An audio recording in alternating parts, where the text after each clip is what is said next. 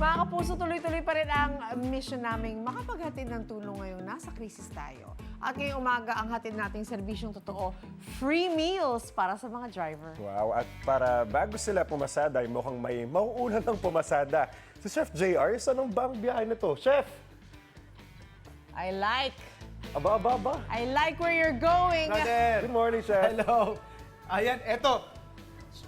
Biyaheng Mandaluyong tayo ngayon, Ma'am Lynn, Brother Anjo. Dahil nandito po yung pinuntahan nating restaurant kung saan makikita nyo naman, jeepney ang theme. Hindi po ito nakikisabay sa uso kasi matagal na nila itong ginagawa. At papakita ko sa inyo Ito, literal po itong garahe, mga kapuso. So, napakatalino ng nakaisip nito na, syempre, imbis nga naman napatay yung space, yung restaurant nila, pinagsama na nila. So ito, working ito, mga kapuso, bumabiyahe po ito. In fact, ang biyahe ni tatay dito is from 6 a.m. to 2 p.m. Pero ongoing yung operation sila. In fact, meron tayo ditong parang chef's table. Ayan, makikita natin. Dito kayo pwedeng kumain. At syempre, pag wala yung jeep, pwedeng mag-dine-in din doon. At ito, mga kapuso, busy-busy yung kusina natin, mga kusinero at kusinera natin. Ito, si Ma'am Eliza talaga yung kusinera ngayon. Pero si Sir Edgy kasi yung nauna, si Ma'am Venus yung katulong nila dito. Gano'n na po ba katagal yung restaurant ninyo? 6 years na po. 6 years. Kaya tama yung sabi ko, 5 years. hindi lang kayo nakikisakay sa crisis natin Yes po. ngayon. Tama ba yung kwento ko, Sir Edgy, na talagang minaximize nyo lang yung space Yes ninyo? po. Kahit maliit po, pero makikita nyo po na, na lahat na-accommodate naman. Tama, tama. Tapos mga kapuso, ito makikita ninyo, yung reaction ng mga tao. Kamusta yung pag kumakain sila dito na, pwede kumain sa loob? Yes po, nagugulat po sila na, ay wow, pwede palang mag-dine-in sa jeep. Hindi lang po pala dito sa table na to, pwede rin po sila sa jeep, lalo na po pag family. Ayun, Yes. exactly. Napakagandang experience kasi hindi ito yung usual setup natin. Yes po. Ma'am Eliza, Sir Edgy, tsaka si Ma'am Venus, thank you so much. At eto, ready na yung order natin, no? Mga kapuso. Siyempre yung mga magigiting nating mga drivers, andun na sa loob. Kanina pa nag-aantay, may mga additional orders lang tayo. And I think what's good about this idea is yun nga, you get to give a different experience sa ating mga kapuso na naghahanap ng ibang atake sa restaurant scene. Ito, winner na winner. And the fact that they have survived all these years, ibig sabihin, tinatangkilik talaga. Mga Ginoo, magandang umaga po. Ito na ang ating mga magigiting na driver. Ito mga kapuso. Tay, kamusta naman po? Ay, ayos naman po ang kalagayan namin kahit mahirap ang biyahe. Pero, Ay, ito mga kapuso, mga legit jeepney drivers ito lahat po. opo, Ano? opo. Kamusta po ang biyahe ngayon, Tay? ay medyo hirap po. Talagang mahirap asahan yung kumita ka pa ng malaki, hindi ka tulad nung araw. tayo dati, Na kumikita ka, mataas ang diesel. Kaya ngayon, hindi na natin mahanap yung dating kita. Okay. Kakuting tiyaga na lang. Ito naman po, kamusta naman yung inyong dining experience so far? Excited na po ba kayong kumain? Ginutom na. O mga kapuso. Ayan na. Ready na yung ating mga orders. At syempre, tuloy-tuloy yung pakikipagkamustahan natin sa mga kapuso nating jeepney drivers. Kaya tumutok lang po sa inyong pambansang morning show kung saan laging una ka. Unang hirit. Ay, ayun, Wala. ano, Si Susan ang may hawak ng beat. Baile. Basta, hindi niya bibitawan yan. Hindi Oo. bibitawan ng beat. Oy, may kakaibang trip tayo ngayong umaga, Ivan. Aha. Sasakay tayo ng jeep, hindi para bumiyahe, kundi para food trip. Ayos yan, ayos yan. Ayan, Yan ang isang kainan kung saan sa loob ka ng jeep mismo kakain. Aba. Iba nga yan Siyempre, ang driver natin ngayon, si Chef JR. Chef, kumusta ba yung mga pasahero mo? Busog na ba? Aba, syempre naman, kay Chef pa galing yan, talagang busog yang mga driver isa. natin dyan. Hi! Hello sa inyo dyan sa studio. Blessed morning sa ating mga kapuso. Ito, kasama natin yung ating mga magigiting na tsuper.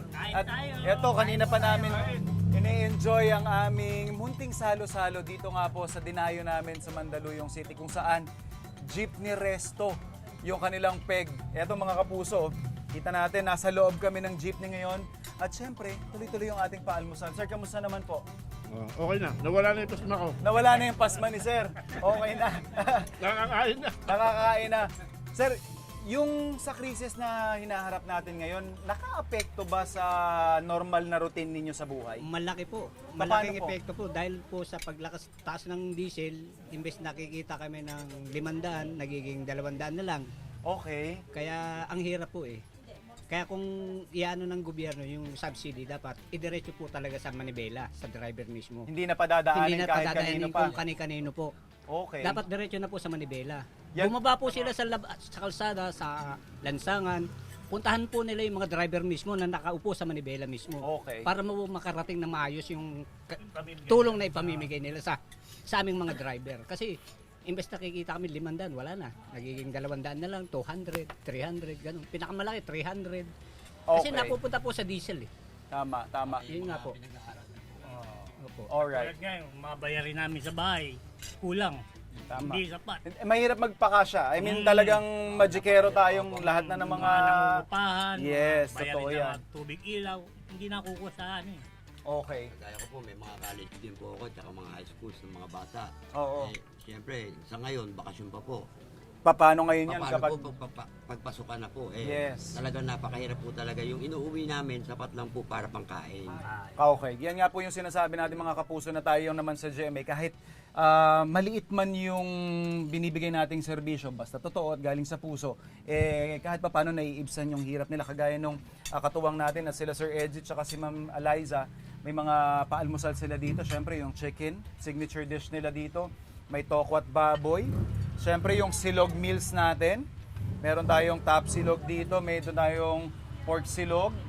May chicken silog tayo dyan. Chick silog. Toge. Togeng gulay. Dahil lumpiang gulay pala. At siyempre, may mga sabaw din tayo dito. Ito, mami.